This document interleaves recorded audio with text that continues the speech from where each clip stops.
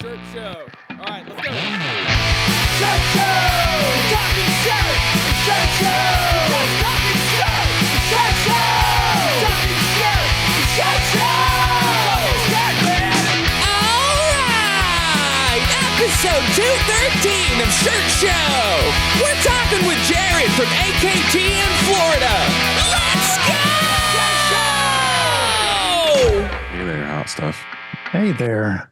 Stuff that's hot. That was stupid. God, that was terrible. I was going to say something else. I do like stuff that's hot. Yeah, I do too. Yeah. When the Zoom thing comes up in the middle and it asks me to like join with video and everything else, when it first came on, I thought you were shirtless. Oh, you mean you thought that maybe I had a farmer's like very white here? Yes, extreme farmer stand. Yeah. And then like a second later, I realized you just had a sexy long sleeve on. Dude, I haven't been out in the sun. You know, speaking of tan, like I really haven't been out. I haven't been outside a whole lot. Just for your walks. I couldn't have. Well, I mean, yeah, but not really in the sun. Like today is nice, but it's been sort of hot. And so we walk like really early in the morning or really like the sun is already setting. You know what I'm saying? Yeah. So, hey, happy 4th of July Eve. 4th of July. Yeah, you thought I was going to say 4th of July. Yeah, for a minute there, you're like, you're a day off. Yeah, watch your tone. It's not America's Day yet. No. Are you gonna, explode some things? Definitely. Just man, you're kind of slow today. Usually you would hit that like faster. I don't want to go that aggressive right now. Yeah, I know it's earlier than normal. Like you say that sort of stuff for the afternoon. Right. That's like, afternoon delight. Mm-hmm. I'm excited to just we're taking tomorrow obviously off, but Friday off as well. So same. I've been working on my property at the lake and I'm excited to just have like 2 days dedicated to just like getting some things done. So hopefully the weather holds out and I can work on more of this farmer tane that I have. Can you record? You see that? So now I know. Yeah, now I know why you thought that for a minute. Look at the difference in that. It's extreme. You should wear a tank when you're out there cutting grass. Well, I haven't quite graduated yet. So like me and my dad are basically the same person. Like we sound the same. We look very similar. And he has full, white hair. But he at some point in his life started cutting the sleeve off every shirt he owns. Yeah. So I have not quite got to that point. Like I have the white New Balances. I have the jean shorts. I have, the mower. But I just need to hit that level of shirtless. Give less fucks. That happens for sure. Maybe 50 or late 40s. You start to give a lot less. Yeah, for sure. Yeah. I'll get there. I went to Costco yesterday, by the way. I went to Costco. And when you were talking about that outfit and stuff, it just reminds me of Costco, like the Kirkland stuff. Oh, for sure. Yeah, definitely. So what did I Is that where you got that shirt? No. I went there for like 3 things and bought 20. That's how it works. So all good stuff. I found I needed a new shredder. And so they only have one option. I love that fucking when there's like, hey, where's your shredders? There's no shredders. Like, here's our shredder. And then you don't have to like think about it. It's just, that's the one you buy. This is the shredder. Yeah, it's like a really good one. Here it is. And it's $80. It's like everywhere else it's 150 or whatever. What are you shredding? Personal documents? Yeah. You're not supposed to talk about what you're shredding. You're shredding it. Oh, I just burn everything. That's weird. My dad has a burn barrel behind his house and I just take all my important documents I want to get rid of and I burn them. That seems not green. It seems like I'm shredding like cotton, paper that's going to biodegrade back to the earth and you're polluting. Yeah, how many like Mission Impossible movies have you seen where they put the shredded pieces back together? No, it's a cross cut. No can do. Like there's no putting that back together. That's what you think. Yeah. I saw this really cool art project that this guy discovered that this puzzle company used the same die cut to cut all of its puzzles. It had different pictures, right? But then they had the same cut of shape of puzzles. And so like he took all of the different puzzles and put them together with different, pictures, but it still made the puzzle. All the pieces fit together and it looked really cool. Like I'd have to show it. That is pretty cool, but I never thought about Mm-hmm. that. They're all the same shapes. That company, yeah, like they just cut them the same. You know what I mean? I guess But it doesn't matter. It's not like you're fucking memorizing what pieces that would be. yeah, it's still hard, but Yeah. that's, I don't know. Pretty cool, right? You ever seen the people who do the puzzles on a glass table and they do it upside down so they can't see Why? the picture? Like it's just cardboard looking. For the Oh, challenge. That sounds like they're Or definitely- there's clear puzzles where it's like they're all the pieces are clear. definitely serial killers. That's what you're talking about, right? So people are looking for a real challenge. No. You want to see the picture? Come on. My favorite are the videos of people on like TikTok or Instagram or whatever, where like their mom is just about to finish the puzzle, super excited and about to put the last piece in, and they run up and just swat the whole puzzle and fucking throw it off the table. Why is that your favorite? Satisfaction. Why do you? Putting one reason? Because I like to see other people's misery. It makes me feel better about myself. That's terrible, Dylan. I think that's one of the worst things. Like we basically have been reduced to memes. Like that's Oh, for sure. what the world is at this point. This is a great what is it called? What is it? This is a great segue into our episode today because we were about to talk to the meme lord. Oh my God, I fucking forgot about that. I talked to him yesterday and I was really cordial to him and friendly and because we're friends, but I completely forgot about the intense spamification of memes that this man that's very curated because like They're so curated and perfect. I love them. Right. If anything I miss from my personal Instagram is Jared's memes. He doesn't send as many. He knows that I wasn't He knows it responding. infuriates you. Yeah, I wasn't responding as much and he wasn't getting the satisfaction of maybe the responses because what I would do is it's sort of like, it's like a feed. It's like an algorithm. He has his own, he's got this brain that's an algorithm, right? And I'll thumbs down, like he'll send me one that's like stupid or dumb. And I'll be like this. He knows not to send that Yeah, like, variety again.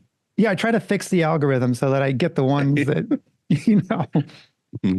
But yeah, so they've started back up though. Recently I'm getting more. I need to make a fake one just so I can get on and just share with Jared. The big one right now, which I've gotten from a lot of people, is the one that you sent me, is the hose, shower, soaker. Oh, how did that go? I can't remember. It's about it's like your sign. Oh So, yeah, it was like fuck. It's astrology. Astrology signs. What spray nozzle do you like on the hose or whatever? Yeah, that's my hard though speed, because I think there's two that I use. Honestly. So you got to use laser. Everyone uses laser mode. Like the jet or something, yeah, right? You have to use the one that's like basically a pressure washer. Yeah, that. But then my others go to is the shower. Yes, the shower. Shower 100%. Yeah, it's so satisfying. Yeah. If you're watering a plant, you can't jet it. No, you need that cascade of rain. You know what? It's so satisfying. Are we a couple of old men? And that meme fuck yeah, is, we are. That's all this podcast is anymore. It's just old white man shit.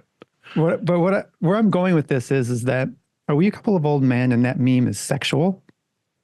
It turns me on. Like, is it asking you which one is you? Like, do you? Oh, definitely. I tell you what. Definitely. Okay. That's my feed. Oh. Just mowing. Because that's what Jared sends you, you're saying? Jared sends me and Jared have, it's funny because like ours are usually like smart things. Like it's like cool manufacturing things. Yep. Yeah. Like satisfying, like lawn mowing things. Um, I don't know, just stuff that's like cool. Like I have other friends where we send like the most degrading, awful shit to each other. That's kind of me and you are kind of in between those two. Like we send each other grotesque things and a smart thing. And funny. Mhm. Yeah. But Jared is very like, I know this is going to put a pep in your step. It's just like 85 of them a day. So Yeah. Yeah. It's a little much, but I think that he's also curated it to the right frequency for me now. Like he knows what is going to make me happy. And that's what he's about. He's I about do making us love, happy. I know people say it's trash, whatever, but I do love a meme. I do. It makes me smile. I'm glad they exist. Yeah, me too. I have to admit, even though I think the world has become a meme, basically, which is Mhm. it's sad. It's sad. It's But the let's talk internet. about I love the something. internet. Maybe we should meditate like we did last episode, just for We a did. minute. Dude, I never listened to our episodes, but I was on a walk and I wanted to just hear how the last one, kind of sounded, whatever. I did. Did you hear it where Chad edited in us meditating? I In the remember beginning, meditating. we were talking about meditating and we were like, Yeah. all right, let's meditate for a second. And you were talking about being on your porch. And then he like had this sound come in that was like us meditating. And then all of a sudden it cuts because we're like, all right, we're done with this. And then it was like, all right, we're going to do this again. And we were like meditating. And then it just was like, all right, fuck this. We're done with this. It's just like, Chad it made me is laugh. It was so Chad's good. the man. He's really good at what he does. Thanks, Chad. Thanks for making us funnier and handsomer and Mhm. smarter. All the All of errors. this is like, yeah, he like all of the stuff that we say goes to like a text script and AI writes it smarter. And then it uses our voices and we sound like we know stuff. Right. Sometimes, Which we don't. Definitely sometimes. Yeah. It's all It's AI. funny. We were in a meeting talking about using a good, better, best model for the shop and like sending out things for sales and all this other stuff. And we kept trying to think of like, we don't necessarily want to tell the customer when we give them pricing and these options, we don't necessarily want to use the verbiage good, better, best.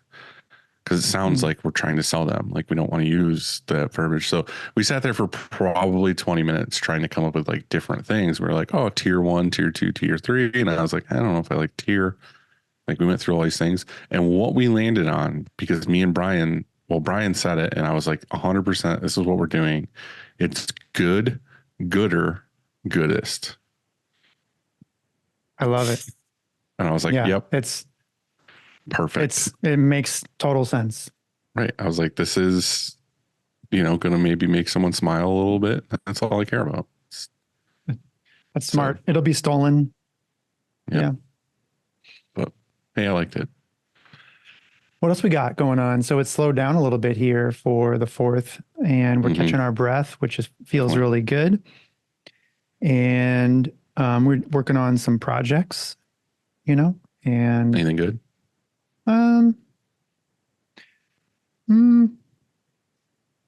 Yeah. Okay, cool. Yeah, I did that live print this weekend in the city. That was fun. That was new and challenging and exciting. So Yeah, because I'm it was pretty not pumped on that. it wasn't a screen print live print. No, it was a my first DTF. DTF live print. Yeah. Yeah. Okay. Yeah, and I had these new presses that I was taking kind of a gamble on, and they were sweet. Like I like them a lot. I'm stoked on them. And yeah, it worked out good. Like it was great. Everybody liked it. We had a great time. Did a ton of video for American Apparel while I was there. So kind of cool to see that come out. And then yeah, just enjoyed the city. Got to walk on the High Line for the first time. That was pretty What's that? sweet. It's like an old, it's like not abandoned, but like a old, like subway. It's not the subway. It was like the train, basically train tracks that are elevated, the ones that like you drive under. So there's that whole track in the city like they don't use anymore. So they made it green space. So they planted like all the trees, made it a walkway. wow. There's like art. It's awesome. That's So nice. you just get up there and walk around. Great views of the city. Okay. It's beautiful. Then I went to IKEA. That was kind of a shit show, but Hmm. I wanted to drive to IKEA on the way back here because I needed some stuff for the shop and literally needed new desks for the office. And I was like, oh, these are perfect. This is exactly what I want. And it was like out of stock. Hmm. So I got kicked in the nuts. But, other than that, I'm back here. The shop's running great. Everybody's in good spirits. Excited to take the 2 days off and then get back to work. And hopefully the bippage ramps back up. Yeah, right. Less bipped. Yeah. Cheers to less bip. Cheers to less bip. I got a new watch. You know why? It's a Timex. No Apple Watch? No, it's been the whole month. I went all of June Apple Watched because Just a straight old man watch now? yes, I decided that was just one more unplugged, one more step closer to where I want to be. And so, I had this watch on that and I know you can stop notifications on your watch. I know that also, but I would get sometimes these notifications and I'm like, what's going on? And it would interrupt me, from my, whatever I was doing. And then I also was like too conscious of my movement and like I cared, so much about my steps and all this shit. You so were I was looking like, at all that stuff all the time? yeah, I'm like, I just want to, I don't want to be tied to any of that stuff. And I powered it off and put it away, and it feels good. Yeah. Feels really good. No, it's sweet. One less agree with thing, one less tech in my life. And so, yeah, cheers to that. Cheers to that, baby. Cheers to that. Dylan, it all starts with a screen, and whether it's new stretches or restretches, Frank and his team do it the best. To find out more, go to graphicscreenfashion.com, FFFFF, Rank.com. or greatfuckingscreens.com. or just call him. Yeah, I can't say enough. If you're not using Frank for your screens, you're fucking up.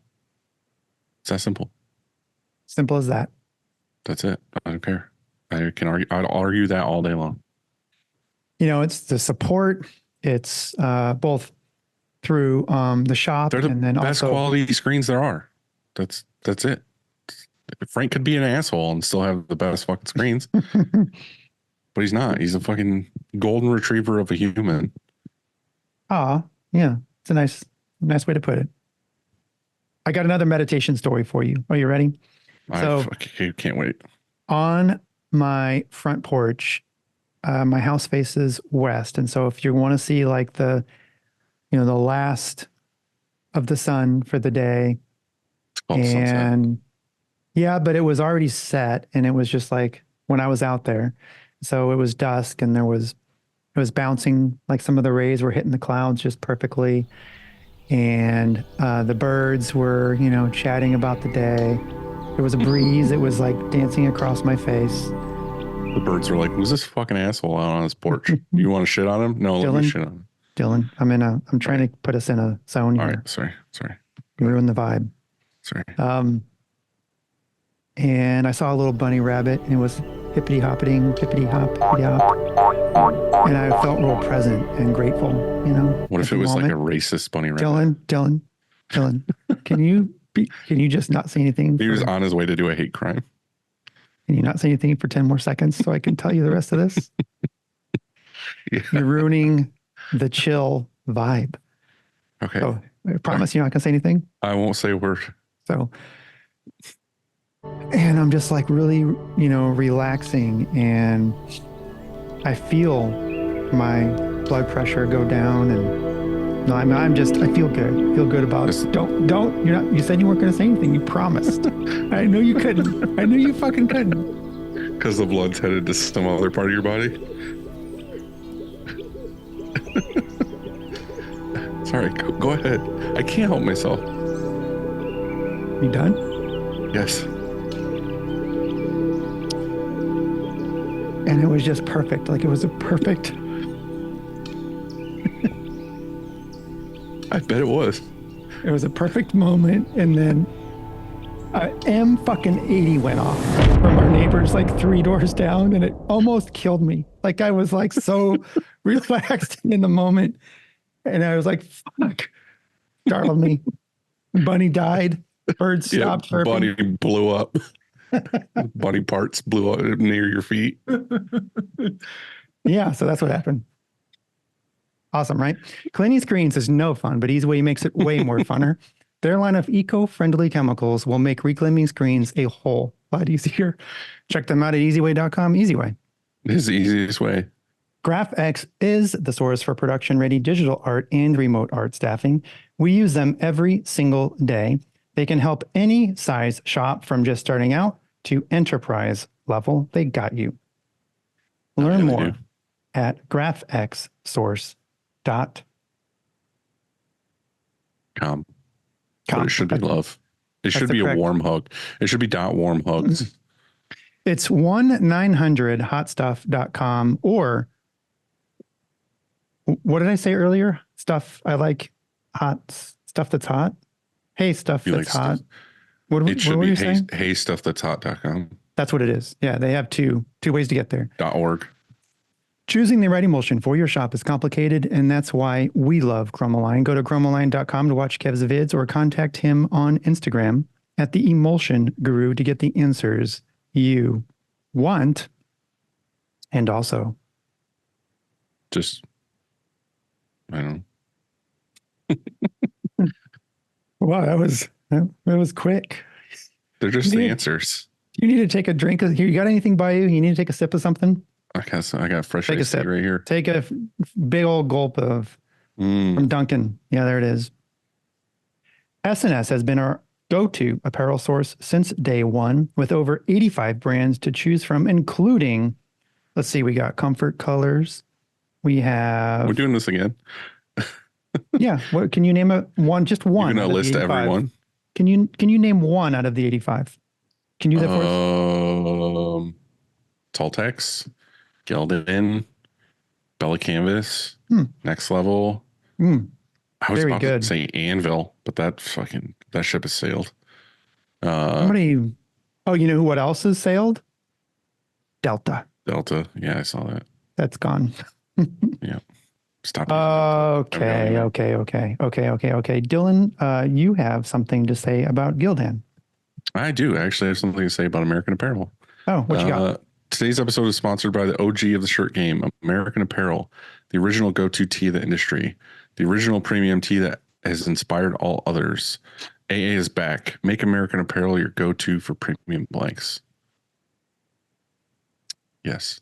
Use American Apparel, obviously, at the American Apparel event this weekend, and they pressed wonderfully. It's a nice, deep, rich black shirt. It's wonderful. Good to know. It's a great tee. Good to know. And of course, Screen Print GPT. You definitely need to sign up for this free, that's right, free problem solver, or you are missing out. Matthew Michael Marcotte has really built something fantastic. Mm-hmm. You see he's in Hawaii right now? What a jerk. I know. What do we got to say, bud? Dylan, today, a guy we all know and love. Mm-hmm. We're going to be talking fulfillment with Jared from AKT in Orlando, Florida. Yeah, that fucking gorgeous man. Oh, hello.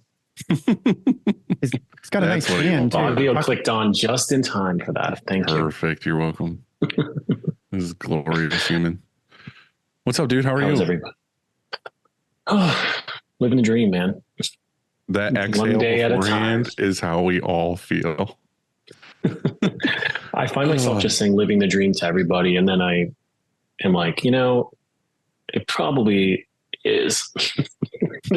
Talking about the meme master, I love there's all kinds of memes about it. Says something like, hey, founding a business or whatever. And like the last one I saw, it was like this guy and he's on a BMX bike, and he's on like a half pipe or something ramp, and he goes down it and then up and then jumps in the air and then totally eats it, and dies, basically dies. And that's I think my favorite ones like that are the ones where it lists all this stuff and it says, I mean, look at me, I'm only 22. And it's like a picture of like an old man that's like all decrepit and falling apart. yeah. So that's how I feel. I love how you said living the dream, but like I think my go-to now at the age I'm at is just I'm doing. When people say like, how are you doing? You just say, I'm doing. Like, yeah, you're starting to get into like the like dad joke commentary answers, like, oh, one day at a time, or the same way I said the other day, I'm like, man, we really needed that rain, and I'm like, oh man, I've become, the memes I share. Just 100,000%. That's me for sure. It's like the one where it's like you're in an Applebee's and you see someone and you say, oh, they'll let anyone in here. Like, like shit I was like about that. to say, I was like, dude, you go to Applebee's? I don't know. I feel like at some point, I'm saying in general, like any, it can be all. it's cool if you go to Applebee's. They have a quesadilla burger, and the quesadilla burger rules at Applebee's. Sounds like a heart attack. Well, I'm pretty sure Applebee's doesn't have like a grill or anything. I think it's just microwaved stuff. I saw a video and it was like, oh, they squirt water on the fajita trays when they bring them out to make it sizzle. It's not actually sizzling. They just spray water when they walk it out. Can you believe that? Andy's face, like, dude. I'm not gonna knock it. I go to Applebee's once in a while. It's right next door to the movie theater. So like if I need to get dinner before I go to a movie and I'm short on time, Applebee's is perfect. I have not been in a very long time. My kids are like 6 and whatever. And like, we just barely started going to movies again. I haven't been to movies in like 6 years. I feel like it's just too insane. I go like once or twice a week. I want to say it was Applebee's the dream that started curbside. Cause I remember an Applebee's got built like 20 years ago, or kind of by our house, and we'd never been before. So we go, and then a year or two in, they're like, hey, we have this service curbside. You just pull up and then, like they bring it out. They started curbside. Applebee's, innovators. Yeah, they're strong innovators in their space. Well, they're doing something right. I mean, I don't know. It's working. A Cheesecake Factory with 6,000 things on the menu. I don't understand. That seems like a place that's everything's microwaved. You think? There's no way they're making all that shit back there. Well, somebody's doing something. You think it's just 40 microwaves? Yeah, it's a fleet of microwaves.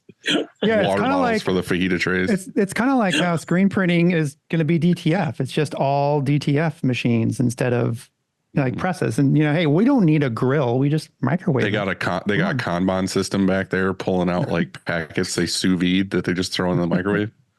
So there's the next shirt idea. It's DTF is the microwave of like garment decoration. Yeah, exactly. There you go. Love it.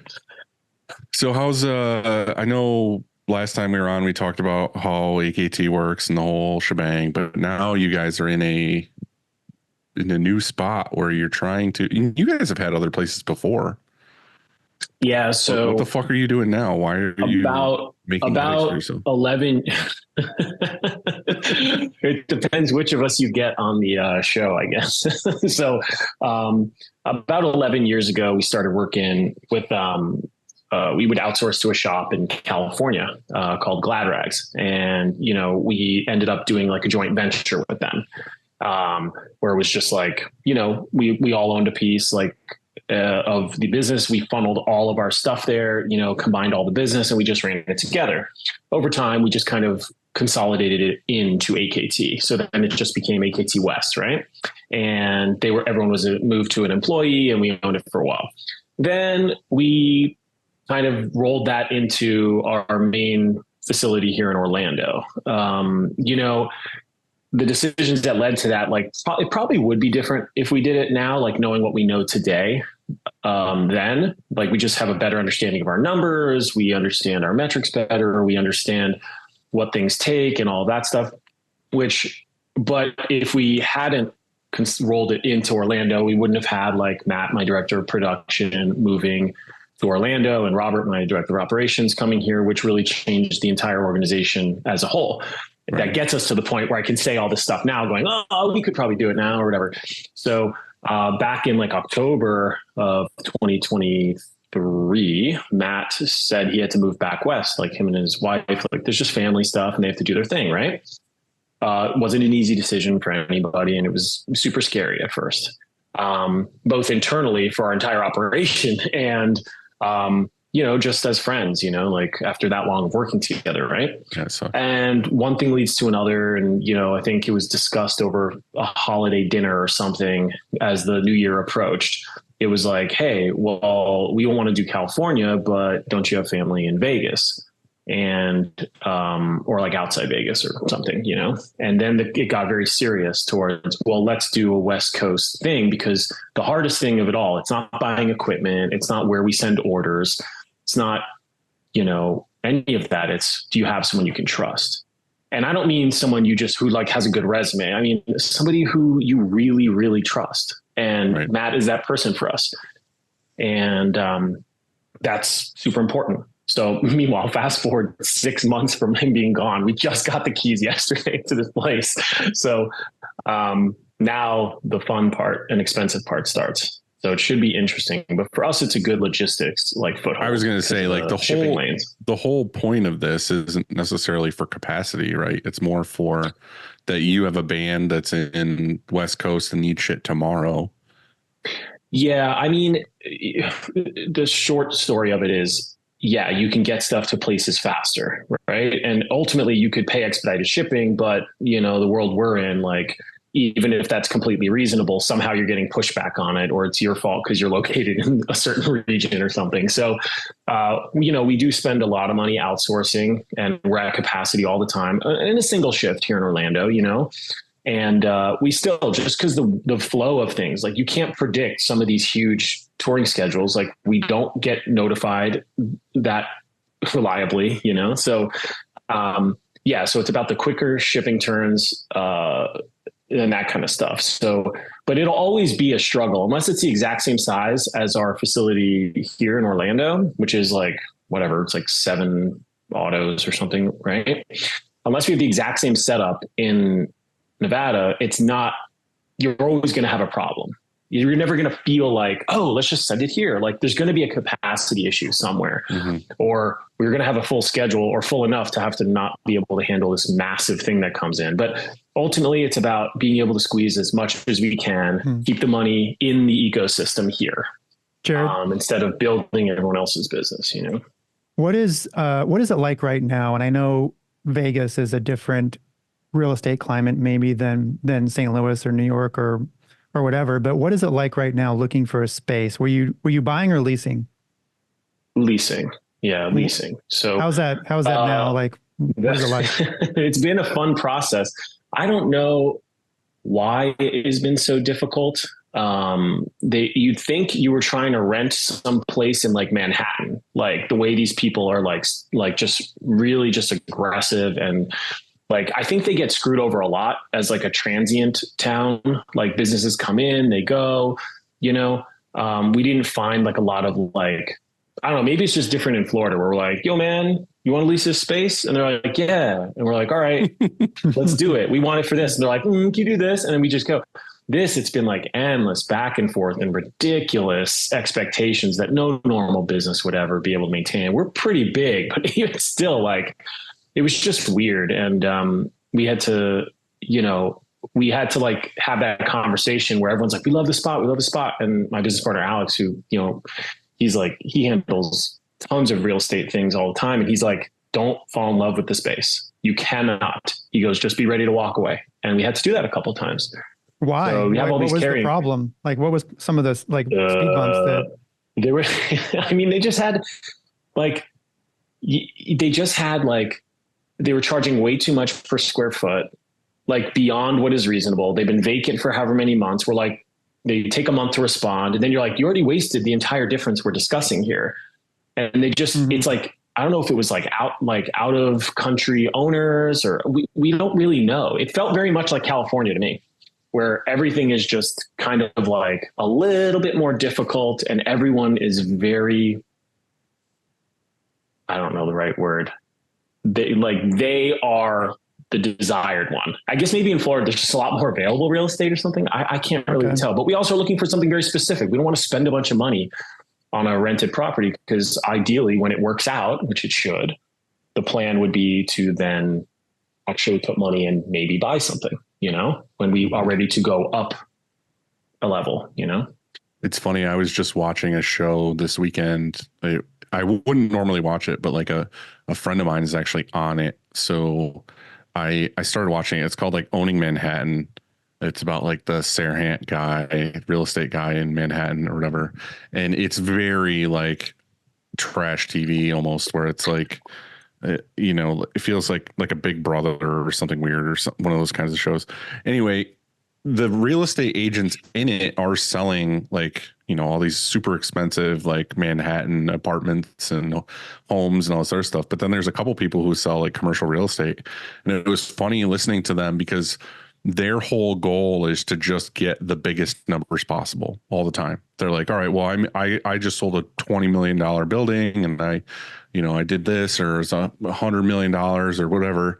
And it's like, I feel I'm not good at negotiating. I don't know. Jared, you seem like a guy who's probably good at it, but like to a fault, probably. Like I'll go like not afraid of somebody like walking away, you know, but that comes with time and luck. Yeah, I'm just saying I'm not that person, because it's kind of like me and Andy read that Chris Voss like never split the difference. And I always assume now that like every conversation like that is like they're super high because what the real number they want is down here. So they make it feel like we got what we wanted, but really their number is here. And they were doing that same thing on this show where they're like, all right, we're going to tell them it's 20 million, but really what we want is like 16. And like, that's because that's humans. That's the human psyche, right? So like, even like never split the difference. I want to say that like Robert, who works for me, he's always like, just tell the client, this is the best price we can do. I go, dude, you don't understand. They want to win. Right. They want to win. So while it's almost like you feel like it's like a karmic disaster for yourself to be like, I don't want people doing this to me. Why would I do this to them? But you're like, they're going to want to negotiate. They're going to want to feel like they got the upper hand. So I can see the value in doing that. And listen, I rent my old house that we moved out of in like 2019. We built a new house or something. So we rent our old house, and the tenant is, you know, it's always the same conversation. So you got to do it because, you know, you meet the kind of person. Some people are upfront and they're like, this is what it's going to be. I have never met a person in real estate. I can't trust any of them. The people who represent me, they're commissioned off of what, what they make off of me. It doesn't. The whole thing is twisted. That's what I'm saying. Like they could sell this real estate and they're like, and it shows at the bottom, like the commission they make on it. It's like, oh, they made like $200,000 off of this sale. And it's like, dude, real estate agent memes are like the best. It's like, you know, it'll be like, I made 30 grand for like posting on my social, like us at a closing with a picture of a key or whatever. And like the lawyers did everything. I love that stuff. Maybe your phones will hear this and then you'll start seeing them next. I'll put them on the distribution list to Andy. But I just wondered if like that was a lot of the back and forth is like, where do we fucking really have to be at to get this done? I think it's a game of egos. I think when you have a broker on your side, a broker on their side, and then a person who's maybe has a lot of properties and just like, you know what I mean? Like I think it's a luck of the draw with like what kind of person owns it. Like we rent from, you know, you can rent from like a small flex space place where they have 1 million units and they put up and down these firewalls to create different spaces and they don't really care who you are. They'll do a 1-year lease or whatever. And then you have where you rent from like a private local person who has a lot of properties, or someone who just owns this one building and it's a lot more low key. We've seen a lot of that stuff in different scenarios, and there's pros and cons of it all. Like a big corporation gets somebody out there to fix your problem right away. A guy who doesn't delegate and has like 1 million properties is the worst. Right. Because and they probably look at you guys too of like, oh, they got money. They can buy this. We can jack up the price. They can afford it. Or if you walk in looking like a bum and you're like, oh, I just really need a spot. And then they won't give it to you anyways. They set their expectation. Dude, when I had to go get a new car, I had that thought. Like I just had the thought of like, oh, I should like dress like a little crappier. Oh, the shirt's kind of dirty. And I go, good. Like, Right. show up like, I want to set the bar here. Yeah, So- like, I don't know. I can't afford anything. A couple of weeks ago, I can't remember when exactly, but a few weeks ago, you sent me a text, and it was a walkthrough of your new fulfillment space with all these beautiful rackings, and it got us thinking that we wanted to, talk to you about fulfillment because you do this a really good job of it, and you do this thing called like total. What did you call it? Total management solution, like a complete management solution. Oh, so what you and I were talking about, so fulfillment is separate than like fully managed, like touring stuff. But what I was mentioning was fully managed touring was more about, like on the road and that kind of stuff. But if you want to talk about fulfillment, we can jump into that. Okay. So, Yeah. Well, what's the distinction between the two? And then, give us, can you give us a rundown?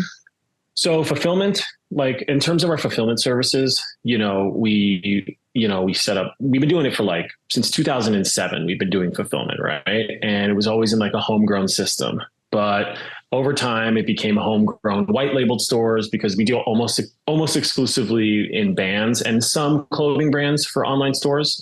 Every once in a while there's a random business that needs it, but it's mostly bands. So then it got into white labeled stores. So then we had to build white label stuff that worked with our old system.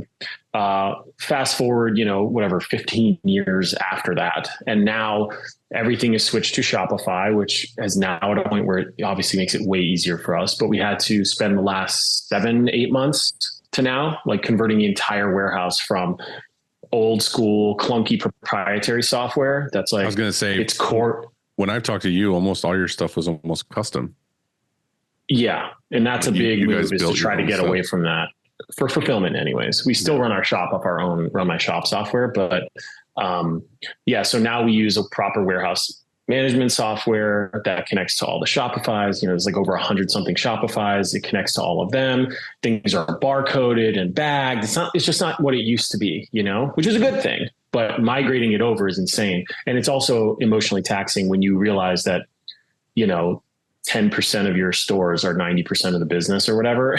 And you're like looking at bags of old YouTuber junk and you're expending all this time moving it and touching it and that kind of stuff. But who owns that? So you said old YouTuber junk, like dead stock or whatever it is. Who owns that? We've gone through phases. We've gone through phases. So like back in the early 2010s or whatever, there was a massive surge of the signings of mid to high level bands who all wanted their merch for their online store fronted, where you would, we would earn off of a revenue share. So a percentage of sales, but they don't want a percent off the gross. They wanted a percent off of the item sale, $25 minus $8 is this.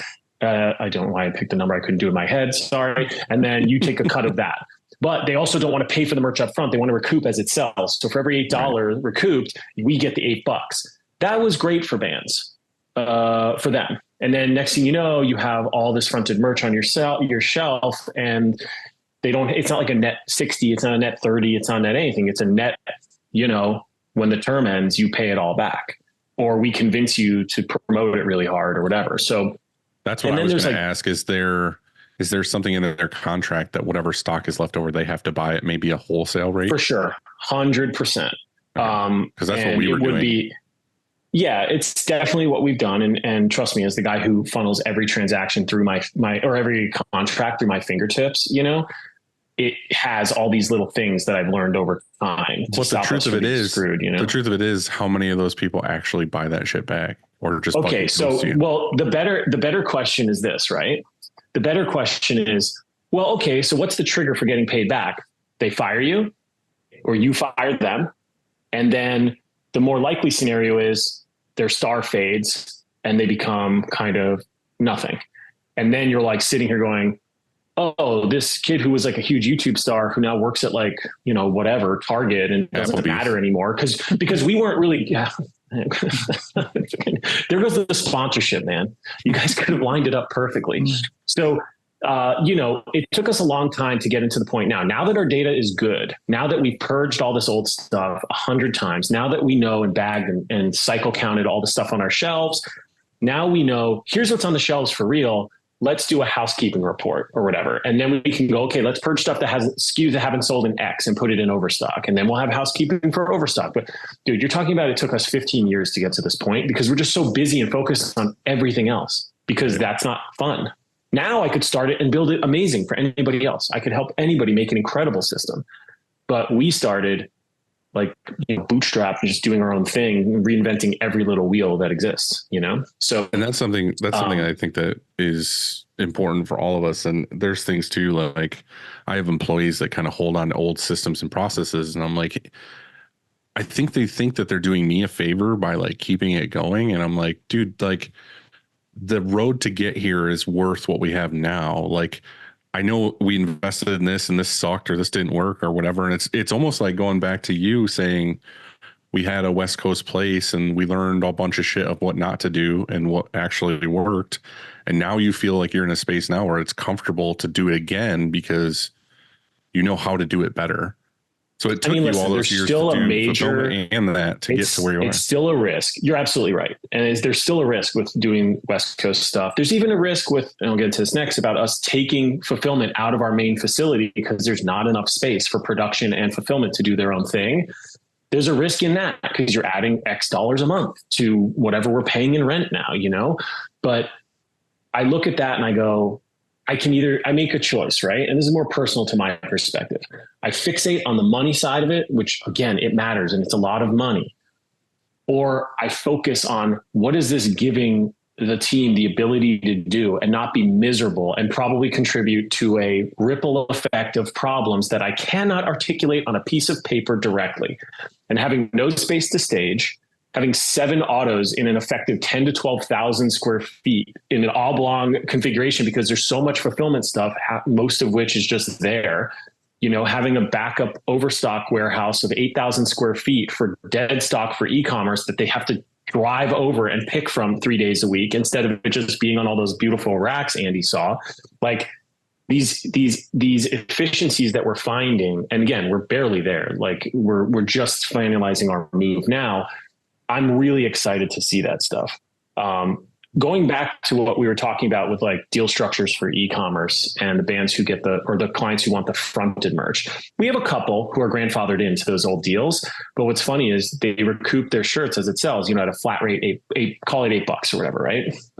Depending on the design or whatever. But the real pitch is if you sell a lot, you don't want to recoup flat rate. You sell 2,000, great. Get the 2,000 unit pricing because I can't recoup at like arbitrary amounts. You know what I mean? The system's like impossible. So we have way less people who are doing the front end merch now because we just push like, dude, own your own stuff, approve your own orders, make more money per unit. And if you don't sell enough to do the per unit you want, don't do it. It's that simple. Right. Use your royalties to pay for the bills. We'll give you these terms, So there's a lot less of that than there was. So Andy had asked, who owns all the stock? If it's the stores that are on the fronted merch deals, the bands do. Whether we'll ever see from it or not, that's a different question. Usually we do, like somebody leaves, like we go, okay, here's the deal. Contract has you buy it back at whatever the production cost was, plus 10% or something like that, plus shipping if they need to ship it or they pick it up. But a lot of it is just owned by the clients and it's stored with us. Do you have like a time frame? Like you said, like an old YouTuber or whatever. Is it something where like you haven't sold X amount in? That's me walking through the warehouse. Like, so like now we just implemented the housekeeping. So now we have the housekeeping process. So remember, it's been 15 years of like no real housekeeping. So there's been a lot of waves of purging stuff. People that don't exist anymore, people who have died, people, you know what I mean? Like just like people who are defunct or just gone or are like, I don't want that, just throw it away or donate it or whatever. So we've gone through all of that. But that's, you're talking about like dumpsters full, like Goodwill going, dude, get out of here. The homeless shelter's like, dude, get out of here. Like, it's like that's how crazy it is, but it's 15 years of it. Right. So it's not like it's all the time. So now it's so tight that we know what to do and we're still not perfect at it yet because we're just getting settled in the new spot, but we've determined like, our pickable racks, right? Not our overstock is coveted. That is very important. So we should every quarter take stuff that's not selling from there, put it back to overstock and move stuff that is selling there. Like it's common sense when we're sitting here talking about it, but like when it's like not necessary for you to function, it's going to get backburnered the second anything else happens. And it's always something else. It just always boils back to you don't know what you don't know. And then now you know because you got taught the hard way of how to do it. Yeah. Yeah. And even switching to a proper warehouse management software, right? Like there's a lot of old dogs that are resistant to it. There's including us, like we're so used to thinking of things in a certain way, like it's a new vocabulary. It's like, what do you mean I got to take this and put it there? Why? Just put it here. And it's like, yeah, but now you don't know where it is. Scan this, scan this. So if you die tomorrow or you go away or you're sick or you're on a much needed vacation is probably a better example than saying someone is dead. But like, we can still find everything and it's not just living in your head. Dude, you know? so Joanne does this to me all the time, and she just did it again. She rearranged the kitchen. So like I make dinner. I make dinner every single night. And for a few years now, the utensils that I need are to my right. Like here's the stove. I to the drawer to the right is my stuff, like everything that I would need. Well, she moved that to the left. She swapped, like now it's to the left. And I almost just left. I almost just like, I couldn't. So for so many like times this marriage in a row, is over. Yeah. Like I can't, I don't know what to even do. I'm lost. I just went to bed. But like, so I said, hey, what do you think of just maybe moving those back over here? Would that work for you also? And she's like, yeah, let's do this. So we moved everything back. So it's we're not, it's back. It's where I know it is. And so it slows you down though, if you don't know where it is and you have to scratch your head. And she always says like, hey, it's burning new neural pathways. It's very good for you. It keeps you young. And so I'm like, yeah, but I don't know. Like let's just, maybe, yeah, right. I actually do need that. And so maybe we should switch it back. But so I don't do any tour fulfillment or management. I never have. I've never had that sort of customer where, it's a band and we're shipping as they're on tour or anything like that. And so could you help me understand from tour manager or merch manager, whoever that is, that person from that PO that they give you to the very end point of sale when the customer gets the shirt at the show that night? Like, how does that work? Just an abbreviated rundown of like, how does that even work? So there's the simplest way to put it is there's two types of deals in terms of like tour merch, right? You have what's called a supply deal. Okay. Supply deal is very much like standard stuff you guys would do, right? Somebody says, I need this much. Here's where I need it. Okay. Whether it's organized, disorganized, hectic, last minute, rush, they're mad at you, they're happy with you, whatever. Supply deal is we ordered this. It's coming here. There's standard billing practice, right? So It's a business you do today, just probably less organized, more rushed, totally unnecessarily complicated. That's supply deals with bands, many bands. And that could be directly with the band. That could be with their road merch manager, who's usually somebody they bring on the road at a band of a certain size. Could be a friend, could be, whoever, someone's partner or actual manager on the road, or something huge where they're paying these people $3,000 a week because it's like, a big deal and you need someone who actually knows how to manage. Whether they're using proper software to manage it in a supply deal or not, that's a different story. I've had huge bands who refuse to do anything but use Square, which I think is not the best move. We recommend people use @Venue, which anyone in the band world, entertainment world, pretty much knows what that is. It manages what's on the trailer, what's coming in, helps you settle with venues, does all your accounting, venue splits because venues take money, all that stuff. But so you have supply on one side and then fully managed deals on the other.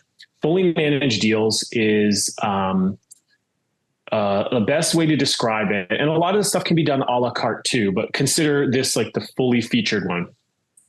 We provide a point of sale reader, let's say an @Venue reader with an iPad, and we send it in like a Pelican case, and we have a dedicated bank account for that particular tour, for that particular run. So all the deposits from their sales, or if the venue sells, because sometimes the tour is big enough and the venue sells and takes their cut, right? The deposits all come to that dedicated account. And from those funds, obviously, we would apply the money to invoices and such, right? The invoices, we always get clients to approve them, even though we're heavily involved in projections in a fully managed tour. So we would evaluate their past performance through what size venues they're playing, determine what their per heads are. We have tools that we've made. that even some of our clients who do this professionally all the time, like they use our templates still because it's just that straightforward, you know? So we handle projections. We sometimes will help facilitate getting the road crew, like the merch crew out there. And then we take like a small cut, let's say, of like the net profit on the merch settlement overall for the tour. So I don't know, it does like $3 million. Your cost is 2, the net is 1. Maybe there's a tiny percent of that we take, but really the benefit to us is you kind of are able to get paid a little quicker. And the benefit to the artists is they don't have to deal with a lot of those logistics if they're not set up to do it. Huge artists, the only reason they usually do that is because they're locked in like in advance with like a merch company who's like, no, I'm getting my money back or whatever. But bigger middle-sized bands usually are the ones who will do those managed deals, or international bands. To kind of break that down though, is like you're trying, like you would ideally rather go that route with every big band, right? Because they don't have to think about anything. They don't have to do anything other than just approve shit. Mm-hmm. Is that the goal? Yeah. And that's that part of it is nice. I feel like the more you get them uninvolved, the easier things flow.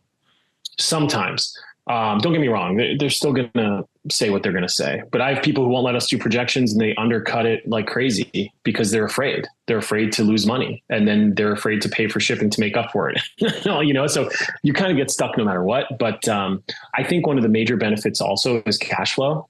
So instead of hounding them for money, you're just kind of, you have that money and you would apply it as it comes in, which is a nice benefit. But yeah, projections, them feeling like you're supplementing their team, which is always like kind of AKT's whole pitch, like let us supplement your online store team. Let us be that part of your business, you know? So let's say a band tells you, they're like, hey, we're going to go on tour. We have 40 dates, you know, and here's where it is. Like, here's our cities that we're going to. So on a fully managed tour, you then project where to ship, you know, I guess at what time, how much you're shipping to and all that sort of stuff. So the good example is when you're using software like AtVenue, or even if you're using a spreadsheet like a Caveman in this case, and you're watching what the first 2 dates did, and you can see how much you're selling per head of each design, you're able to then, our account team is then able to work with whoever our contact is to say, this is what we recommend based on what's selling, the bell curve of which products sell and sizes. And here's when the next drops are going to be if it's shipping from Florida or it's shipping from Nevada, or, oh my God, they're in Canada. We better print it in Canada because God forbid the border guy, you know, is in a bad mood or whatever. We would figure out those projections, consider the time to get it to them, and hope to God the client approves it in time to get it out on time without. So is that typical then? Rush shipping. Is it typical then for you to just print a small run for the first few shows and then get feedback, and then you can really do your projections more accurately? No, we try to, when we have good data or a good feeling, or the management thinks they have a good feeling, we try to do as much of the tour as possible. Ever since COVID had started or everyone was coming back from it, like everything was so hard to get, garments were impossible. I think it conditioned everyone to be a little bit less conservative because we were the rush order kings, unfortunately. And it was just because we just were. That's just what it was. And then everyone realized, oh, I can project 75% of my tour, and maybe I'll have one design that never really sold through, but everything else gets re-upped at least, you know? You'll have bands that are doing $21 a head, or like extreme cases, like $40 a head, which is insane. And then you have bands that do like 2. So you never know. It's all based on their performance. So we don't want them to do a small order, because what it means is after the first show, they are panicking. So, and then you're constantly reprinting. So you want to print as much at once as possible to just get it. Of course, it's counterintuitive to their concern, which is spend as little as possible, right? So it's a balance. How's that? That's a nice way to put it. It's a balance, but it's not really a balance. When do they get paid? So it sounds like the gross receipts go into this bank account that you have specifically for them. Yeah. And you are holding all of the money from that transaction when a fan or when somebody buys a shirt at the venue. Right. When do you pay out to the band? We'll settle up at the end of the tour. So let's say the tour is like a month, you know, basically about a week or two after the last payment comes in. So sometimes venues like arenas and stuff, they take forever to pay and you have to chase them down. It's like getting a check from like Aramark or whatever, these arena companies and stuff. And, but we can't really finish the settlement until everything settles. Like, oh, we had this expense, we had this, we had to pay the supply bill, we had to pay the merch sellers per diem and this and the travel and all this stuff. So you work this whole like profit and loss statement for the merch. And once the dust settles, you have all the income, then you can do a settlement draft and then you get them their money. But that's why the managed deals don't work for everyone. Like I've got big bands who are maybe not the best with managing their money. I was going to say, do they need that money throughout the tour to like keep going? Need, want is a lot of that. And so it doesn't make sense for everybody. And is it a red flag? Yeah. Because you're like, well, just pay me on net 30 then. And you know, this is bands. Like you can only do so much. And, but that's why we love it when we can get it. We see a lot of it with international clients. Like they're coming to the US, we do their US stuff, and it just makes their life easier because we interface with everybody and handle the banking and stuff. Yeah. The one thing I want to touch on before we kind of get over all this stuff is, what were your key takeaways that you learned from, and this is stepping back a little bit, learned from having the place out west to not having it to now having a new one? Like, what are you going into this with of like, this is a for sure, and like this is a do and this is a don't? I just want like a button up takeaway of that. I think there's two things. I don't know. Tell me if it doesn't answer your question. There's two things. One, I'm going in with full confidence on process, procedure. Like our production department finally, after, I don't know, whenever I met you guys couple years ago, 3 years ago, whatever, SOPs for the entire production department. Okay. Did it save everything I thought it would save? Did it do everything? No, but hey, they're there. So we can at least point to them. So we know we're going to have consistency in process and procedure over there. I know I have a manager who I can trust. And in terms of analyzing it, we know what it needs. We know the economics. We know the P&L we got to look at and what it has to do. And that is something we just never had before because we just didn't look at it like that. We're like, oh, we're so busy. We need another spot. You know, like it just, there wasn't the thinking of it at that level. There wasn't a controlled thinking. So now there's a lot more rational, level-headed approach to how it works, even if there's a calculated risk involved, you know? Well, there's always a risk. We'd rather, yeah. And you know, you ask my partners, they'll say like, I'm the most risk averse of all of us. And, but there's still, but at least you know what you're getting into now. It's not, I don't mind a calculated risk. I mind like a thoughtless move. So you're thinking like a do would be more having your shit in order as far as like production SOPs. And the biggest one is probably having a production manager you trust. I think that's super important because none of the rest can happen. You could point $1 billion in a place and it doesn't mean you won't be losing hundreds of thousands of dollars because someone doesn't know how to run, or they don't know how you work, or they don't know how to interface with your sales team, which is like the hardest part of our entire organization. Right. That's you like can't just drop, you can't just drop someone you trust in an area and say, here's a building, like build a shop and it's your own thing. It's your own way. You do things differently than we do in Orlando. You want it to be as close to that as possible. Mm-hmm. And I mean, we were very close. So the Matt being there makes it incredibly comfortable for us. You know, I don't know that we'd be doing it if he wasn't out there right now, you know. That would be something where we'd be like, oh my God, like, how are we going to do this? And then also who's going to do it? That would be the biggest issue. But when are you thinking that you're going to have that place ready to go? Well, let's see. We're buying stuff all the time. We've got stuff in like a bonded warehouse, like a dryer in a bonded warehouse. We've got, you know, the same, what's it called? The same reclaim that you have, like the original one. Ecotex. With like no. The blue water? Dylan, the blue water. Sorry, escapes me. Sorry, Alex. But the one that you have, like the first gen or whatever, we got it from what's her name? And so we got that. That's like that Alex is storing for us. And we basically are starting off with like 2-3 presses. And I think the space will allow for 4 and we'll go from there. And I'm hoping I want to say a few months, but I know it's going to be right when everything dies for the year. It's I was going going to to be say, ready is to it go. going to be like February of next year? Dude, please. I don't know, man. All right, Jared, I got two things.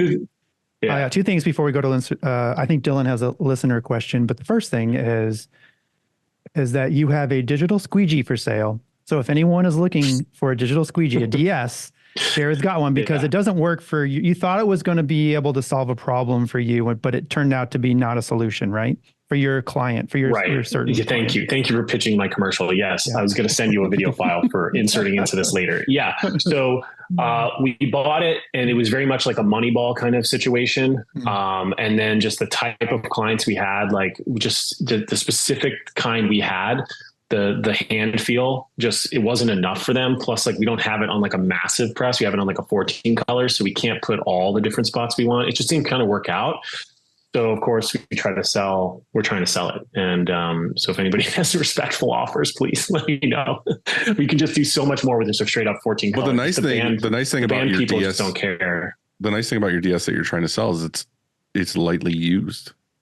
Correct? Oh, very lightly used. Like everyone I tell the impression count to, which I knew I should have remembered it.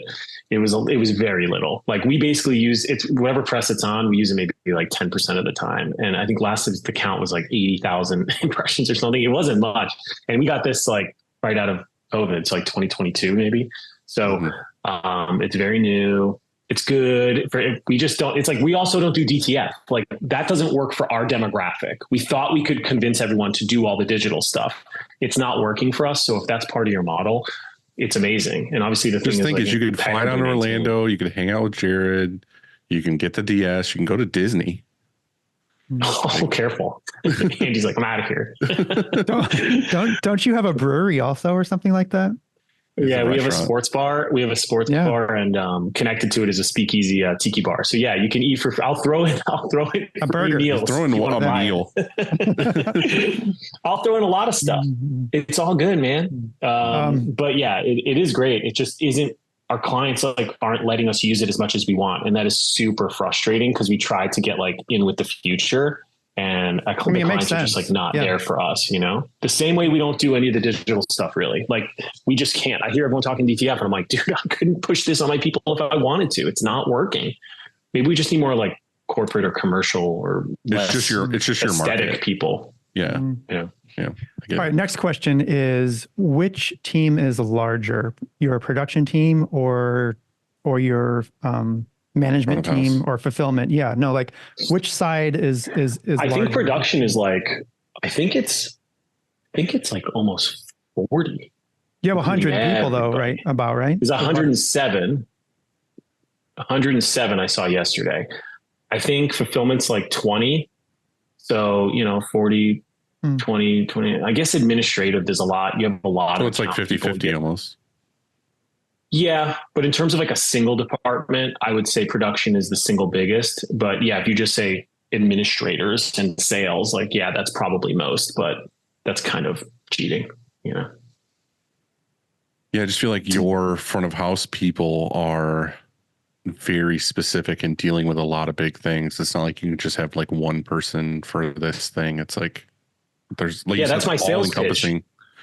That's my sales pitch. I go, hey, I got a dedicated person for you, not the kind that has 1,000 accounts and they forget about you in 3 months. This person will care about you because they don't have too many things to worry about. Hopefully, but that is part of the pitch because it's true. There's a lot of merch companies that we know where it's like one person handles it and everyone knows the same person and then they just can't manage it all. It's too much. Mm-hmm.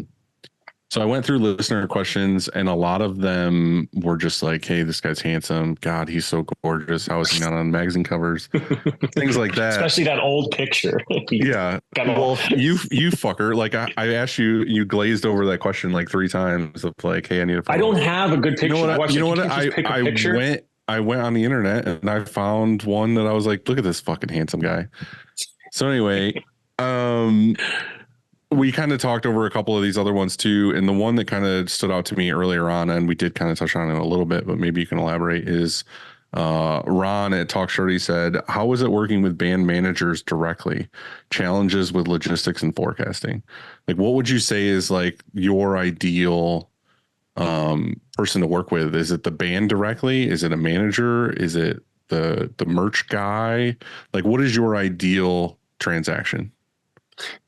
Okay. So I think you're categorizing the ideal person the wrong way. It's not what their job is. It's their personality type. So whichever of them is the most articulate, responsible, responsive, and intelligent, also reasonable. These are impossible. This is what we all request. Just say the manager, like the band. I've had times where the band is the only one who will pay us, and the manager is just, whatever, and every other way. So it's the same thing with me saying, what kind of customer do you want? I want someone who's smart and pays their bills and isn't a dick. I want somebody who's like, you know what, we're probably going to order a bunch this year. Here's a check. Let's put it on the account, which has happened before. But yeah, I think historically, the band is usually not the best for obvious reasons, like band members. The merch person is usually better to work with because they understand the stuff that we specifically care about, and they only care about the merch. Management, of course, is awesome to work with when it's good, but they have a lot of other stuff on their plate. So depending on how in tune with it they are, or reasonable, I'd say the merch person is probably the most qualified if they're qualified. But we've had some where it's not good and it causes problems for everyone. I want to rephrase this a little bit coming from another shop is if you were to say cold call or try to get a band, say there's a band you really want to work with, who is your go-to to go after? Is it the band directly? Is it the manager? Is it the merch guy? Wrong category. You're looking for the person. No, well, okay. If you have to pick, it's like which angle? Say there's a band. You, Jared. And you can only pick one. You can Jared, only pick are one touch point to go. No, I mean it could be all three, but like, where's your secret sauce to get into that? To get that band, because I feel like a lot of times you could say you're like, I want to DM them on Instagram or call them or whatever. It's like, are you just getting a social media person? Are you getting the fucking band? Do you know the drummer? And the drummer's like, yeah, I'll put you in touch with so and so, and they don't fucking know. Like, usually the stuff comes from relationships, So like we see a lot that comes from like the merch people too, and they're like the unsung heroes of it all, because when they're screwed and they hate the other merch company, again, it can go both ways, right?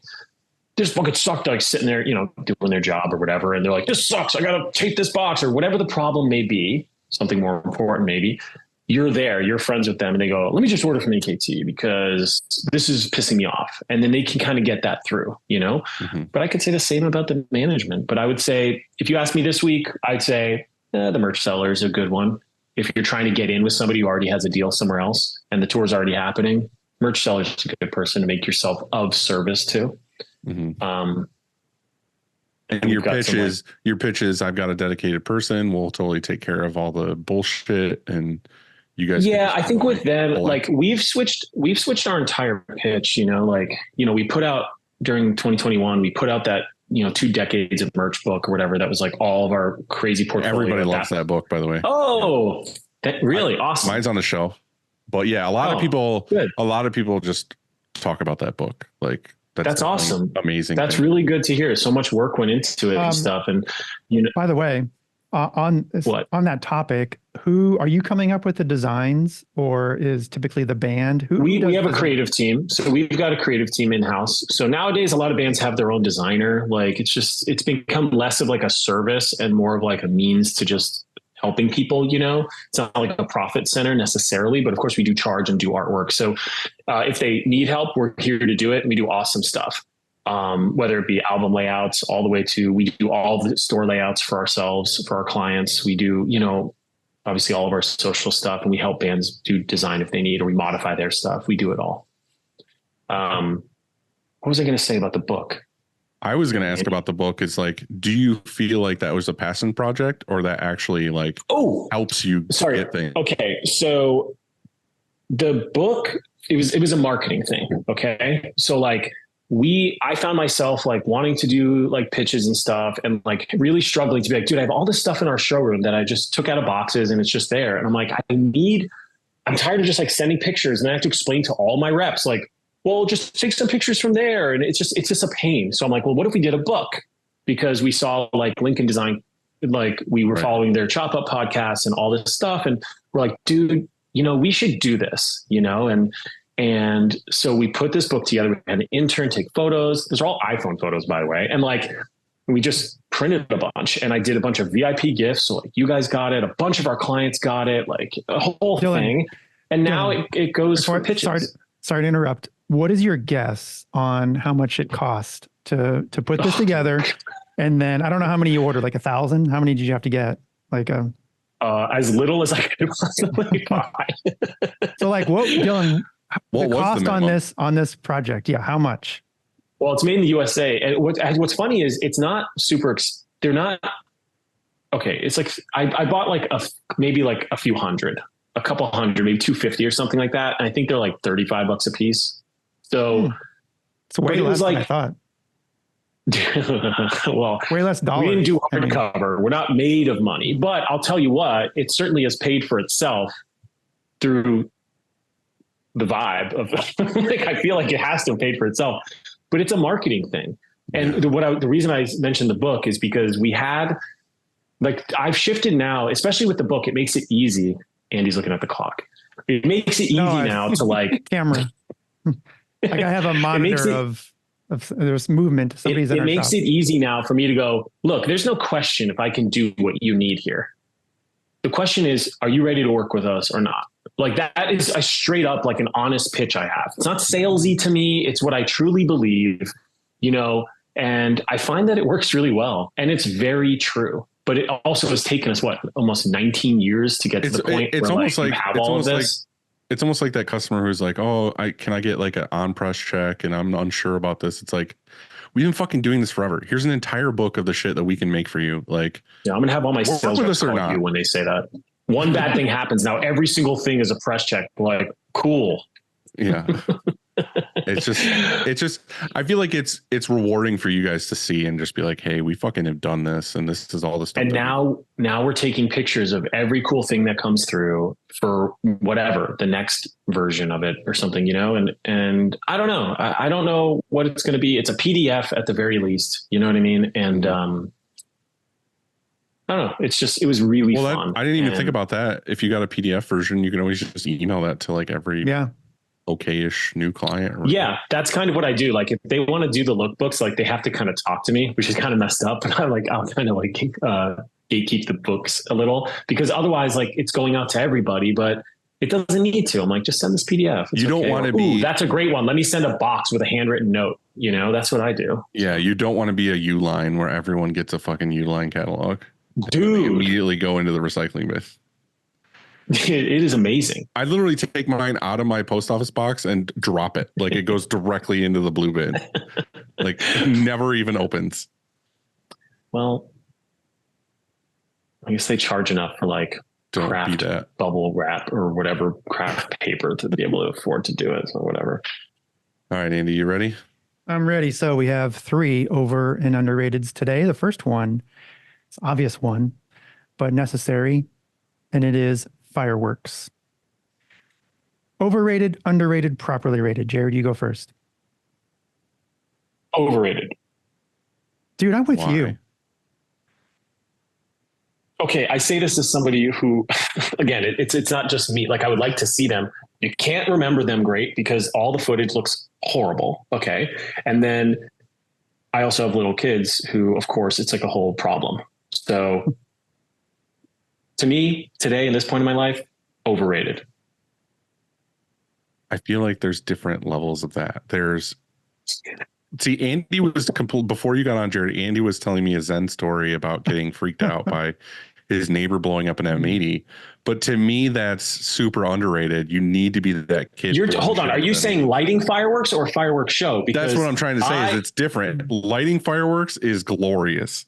Watching I enjoy lighting like the shitty drugs, even the drugstore fireworks we get in Florida. Because obviously you can't buy whatever. I'm out there, and the smell, the act, the feeling of my finger being burnt too much on the lighter, like all of that brings me back. The dog poop ones where you light it and the dog takes a shit, like it's like that's the best. I guess to me, like I said, it's more of a personal, like logistical issue I deal with. I don't want to get in trouble.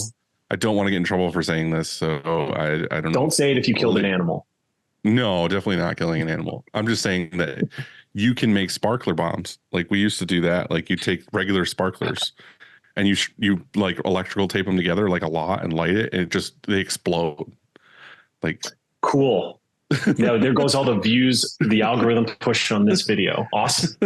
So I think we're all on the same page. I think that fireworks shows, driving and parking and traffic and all that shit is overrated, but having the personal, even it doesn't even have to be like some special, firework, $100 firework or anything. It's just the nostalgic, like the basics. Yeah, right in the middle of fun. the street, stomping it out. Yeah. Here's a couple of things with that.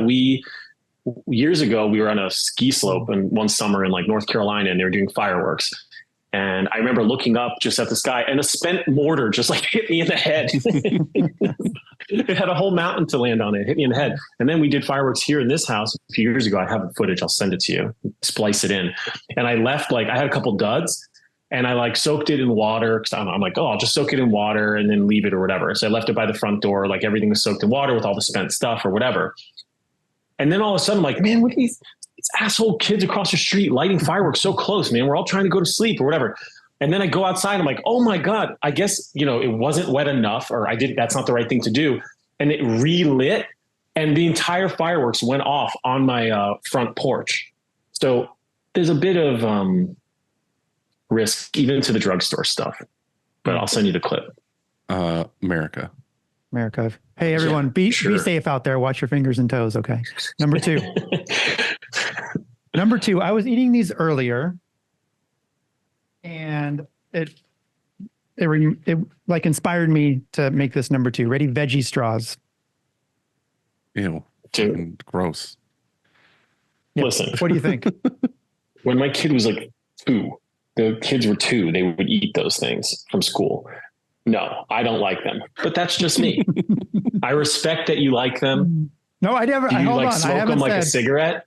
I said I was eating them earlier, and I'm like, wait a minute, this is bullshit. They call them veggie straws, but it's not. I mean, there may be some veggie in there. It's basically salt, and it's an overrated. It says in big letters right on the front, sea salt. Sea salt. All it is. It doesn't say salt with like a little bit of veggie. It implies that it is a veggie straw. Right. No, right. They're not. I put that in like the wasabi PE category. I'm like, no. If I want chips, I want chips. Mm. It's funny. Me and Christina were at that live print this weekend, and we ended up going to Chelsea Market across the street. And I had like the best milkshake I've literally ever had in my life.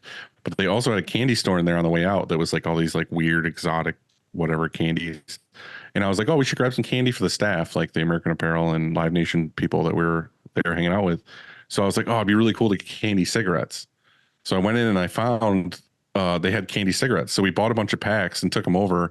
And it was funny how many people in there, like the girls that were doing the social media, had just never seen or heard of candy cigarettes. And I was like, you gotta tell them it's candy them. Vapes. Right. It's Well, candy vapes. That's what the one girl said. She's like, oh, candy vapes would have made more sense to me.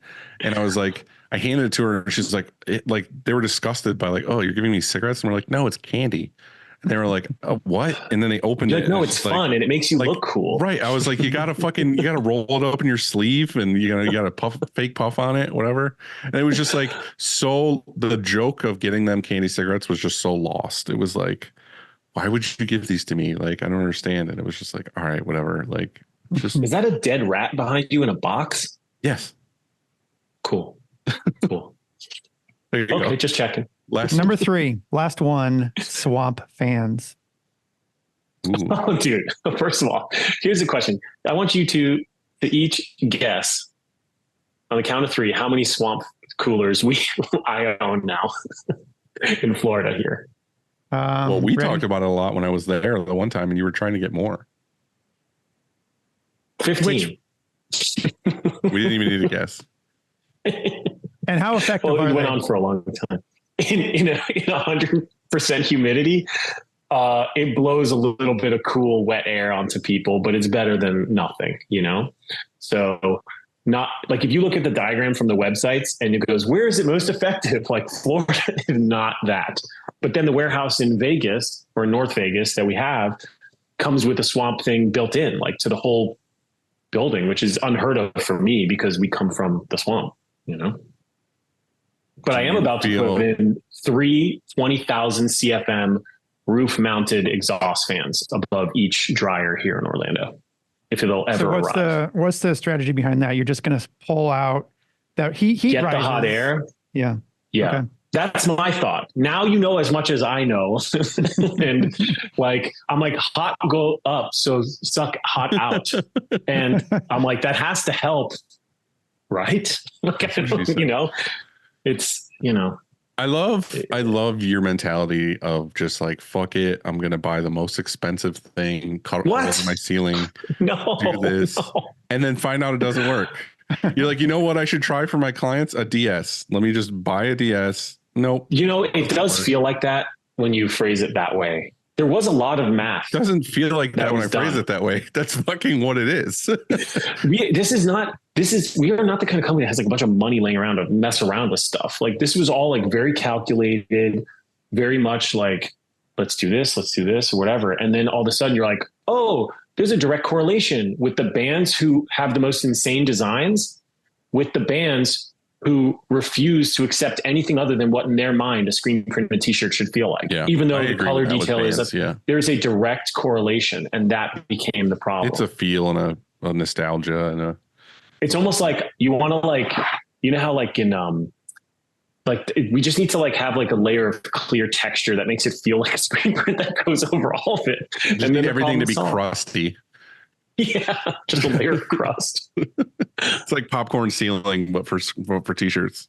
Aren't you the shop? And correct me if I'm wrong. Aren't you the shop that has, what is it? You can't drain your Ecotex or something, and so you fill up a tanker and drive it away somewhere else. How does this work? A lot of people do that in major cities, though. It's not just him.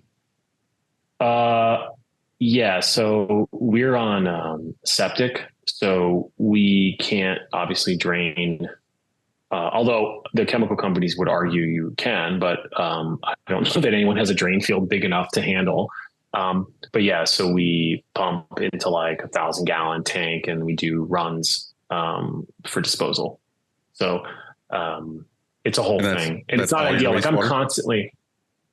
No, it's just the production waste. So like we have a septic drain field for like regular use and stuff, sinks and bathrooms and stuff. But, you know, we're constantly looking to like plumbing contractors. Like I'm currently waiting now. He's like, oh, I just found where the sewer line is. We got to put in a lift station. We got to go across the street. And I'm like, oh my God. Jared, is there anything else you want to add about your journey or anything that's happening with you right now?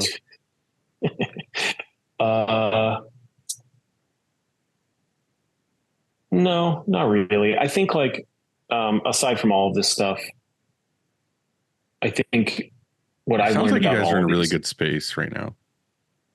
I think so. I mean, it depends what we're talking about, you know, and who you talk to, right? And the moment and the day. But I definitely think things are controlled for better or for worse. Even when something's bad, it's not a bunch of unknowns, you know? And I think that is the result of like 5 or 6 years of intense like scrutiny of what's going on. And even though everything's not perfect and there's constantly stuff we're dealing with, I think the basics are always there. It's the same stuff. Same thing I said, I think last time I spoke with you guys, and it was 2 things: get a therapist and trust your accountant, assuming they're trustworthy. Those are good. Both very good. And, you know, doesn't fix everything. Trust me. I'm an anxious dude, man. But you know, whatever, you know, we'll get there. Mm-hmm. What did Andy say? He says, you lovely life, lovely family. So it's good to know. That's all that matters. And you got a dead rat behind you. What else could you want? Yeah, I got everything I need right here. It's no problem. That just sums up my life. Love you, man. Thank you for coming on with us again. I'm glad you guys are doing awesome and expanding, and you've kind of figured out some things. And always, I'm grateful that you two embraced me just as like a person, you know, like you didn't have to do that. It could just be like another whatever person you talk to, you know, but like, I don't know, you guys have been really kind. One of my favorites. Open to me. One of real nice. Great. Well, okay. First of all, fuck you. Jared, you're my favorite. You're my favorite. No, you know that's all right. Whatever. That's why you got the text walkthrough of the new fulfillment warehouse. Yeah, thanks for me not getting that. I was just telling Andy before this that the one thing I miss about not having my own personal social account anymore is Jared's memes. I see that weird renamed account you have. I just don't bother sending stuff to it. Okay, cool. Thanks. Jared, thank you for sharing. It was always great seeing you, and Godspeed. Thanks. Same to you guys. Later, Take it dude. easy. See ya.